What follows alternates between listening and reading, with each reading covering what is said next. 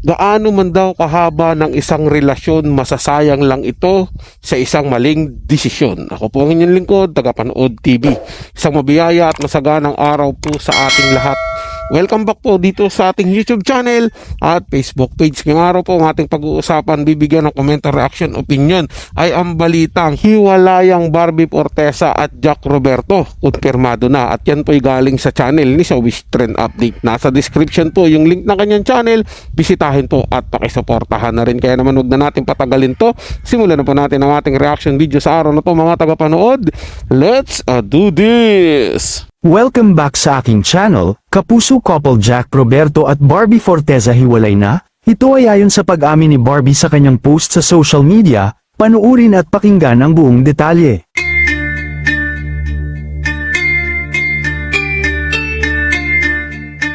Mukhang malungkot nga ang pagpasok ng bagong taon para sa dalawang celebrity couple na sina Barbie Forteza at Jack Roberto dahil matapos ang 7 taon na kanilang relasyon ay inanunsyo ng kapuso actress na si Barbie na hiwalay na sila ni Jack Roberto. Nitong Enero 2, 2025 nang kinumpirma ng aktres ang pagtatapos ng 7 taon na relasyon nila ng kanyang longtime boyfriend na si Jack.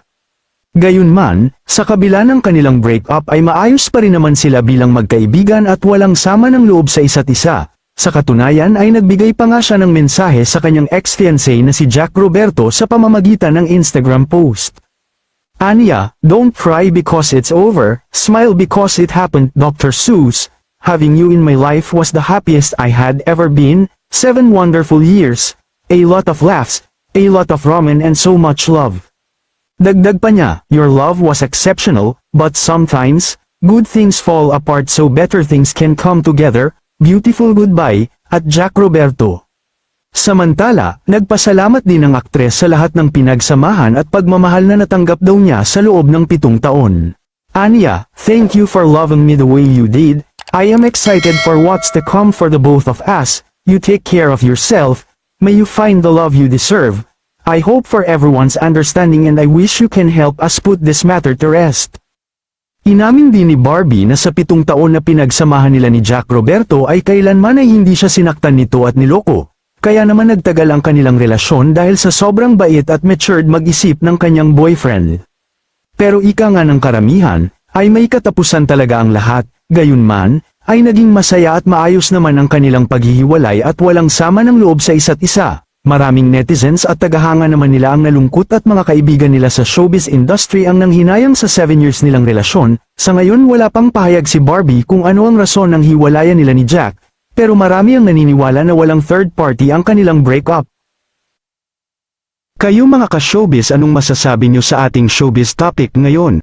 So kung sinasabi sa balitang ito, mga tagapanood, na walang third party sa hiwalayang Barbie Forteza at Jack Roberto, di ibig sabihin yan, mga tagapanood, parang napagod lang po sila sa haba ng relasyon nila.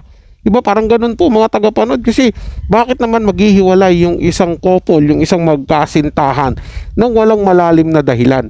Hindi po ba, mga tagapanood? Kung ano man yun, kung ano man yung dahilan nila, sila lang po talaga nakakaalam yan. Pero marami yung lumalabas na mga balita na sinasabing merong ibang babae si Jack Roberto at meron naman ilan na nagsasabi na si Barbie Forteza daw na link doon sa kalab team niya o kapartner niya doon sa Pulang Araw na si David Lauchenko ba yun o Lauchenko, basta David, mga tagapanood, kung nanonood kayo noong Pulang Araw, yung kapareha niya doon, yun ang sinasabi na na-link daw si Barbie Forteza. Pero tingin ko, mga tagapanood, kung naghiwalay lang sila dahil siguro nainip si girl kasi sa tagal nga naman ng relasyon, wala pa ring proposal ng kasal, or pwede ring nainip si Jack Roberto na parang ayaw pa sigurong lumagay sa tahimik na Barbie Forteza. Marami pong mga tagapanood, mga dahilan na posibleng maghiwalay yung dalawang couple, di ba? Pero siyempre, yung katotohanan diyan is mananatiling nasa kanilang dalawa po yan. Tayo ay mga huhulaan lang natin kung ano po yung nangyayari sa kanila. Pero malay po natin, mga tagapanood, sa darating na mga panahon, mga araw, buwan o linggo, bigla po silang lumabas, di ba? At sabihin nila yung buong katotohanan kung bakit sila naghiwalay na dalawa.